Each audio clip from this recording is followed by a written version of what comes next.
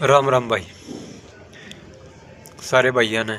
भाई ये जो भर्ती है ना फायर, आपको फायर भर्ती के संबंध में कुछ रोचक और भ्रष्टाचार के मुद्दे पे बताऊंगा। भाई एक भाई ने भेजे है जो इसने भाई इसमें वो दिया था, और भाई इन्होंने आंदोलन भी किया था इस भर्ती को लेकर।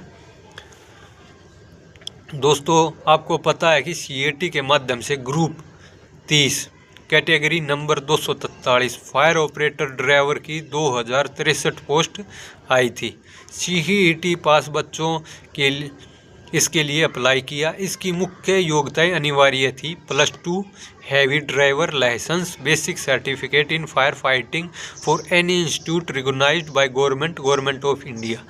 फॉर्म भरवाने के बाद PMT फिजिकल में इंश्योर टेस्ट हुए। लगभग 300 से 400 बच्चों के नहीं हुए। फिर पेपर के लिए एक लिस्ट आई जिसमें कहा गया कि निम्नलिखित उम्मीदवार योग्यता के हिसाब से पात्र पाए गए हैं। वे शुरुआती लिस्ट 1874 बच्चों की थी, फिर वो संख्या बढ़ते बढ़ते 3800 पहुंच गई। एक मज़ेदार बात आपको मैं बताऊंगा भाई कि बच्चे PMT में फेल थे, उनके भी पेपर हुए। 30 दिसंबर 2023 को मुख्य परीक्षा हुई और 6 फरवरी सुबह रिजल्ट आया तो फायर ऑपरेटर की 853 की लिस्ट आई जिन्हें नौकरी के योग्य इन HSSC के मामलों ने माना।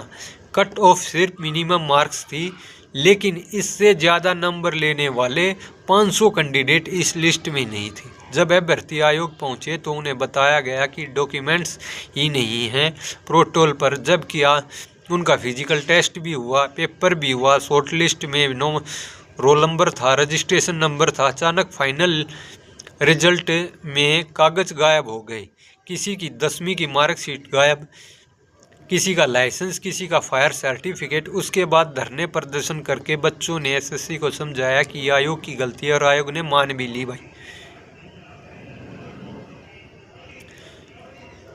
और आयोग ने मान भी लिया। ऑफलाइन डॉक्यूमेंट्स मांगे गए। फिर आयोग ने एक नया सिस्टम भर्ती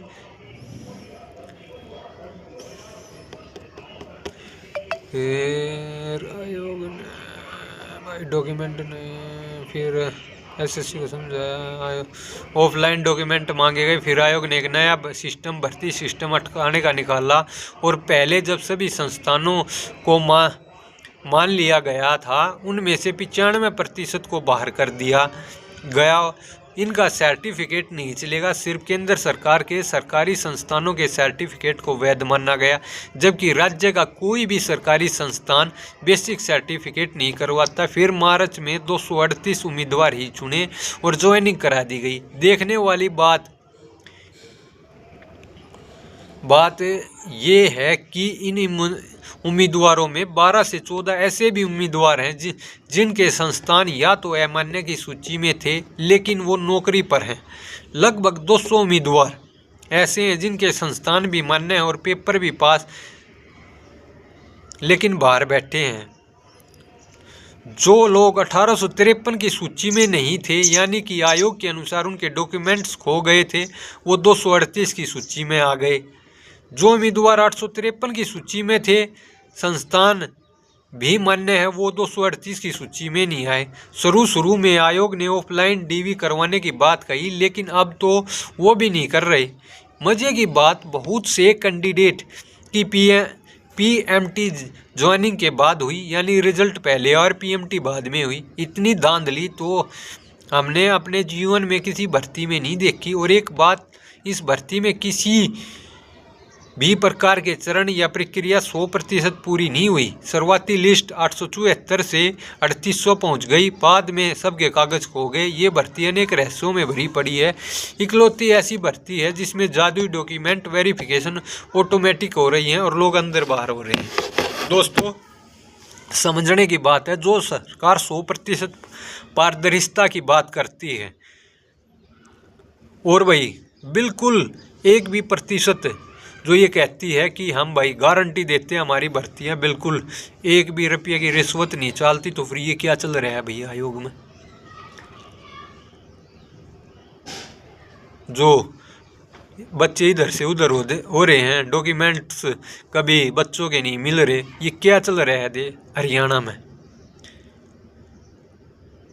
पूरी की पूरी भर्ती प्रक्रिया, आप लोगों ने बातें भी सुनी होगी, पूरी की पूरी भर्ती प्रक्रिया उसमें आ रही है।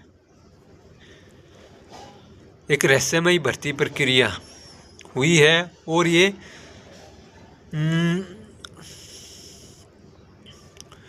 ये देखा जाए तो इससे भ्रष्ट भर्ती आप लोगों ने नहीं देखी होगी।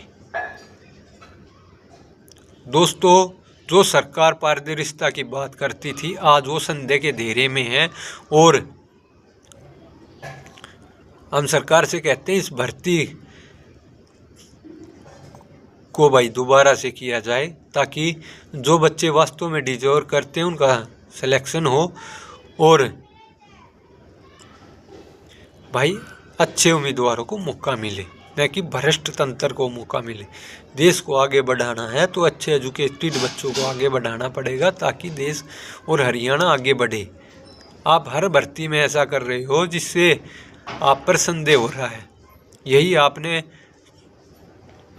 जो मैंने कल भी एक वीडियो बनाया था, जो आपने HPSC की भर्ती निकाली थी उसमें किया था बच्चों के साथ, और आज ये जो भर्ती है इसमें भी आप बच्चों के साथ नाइंसाफ़ी करते हुए नज़र आ रहे हो।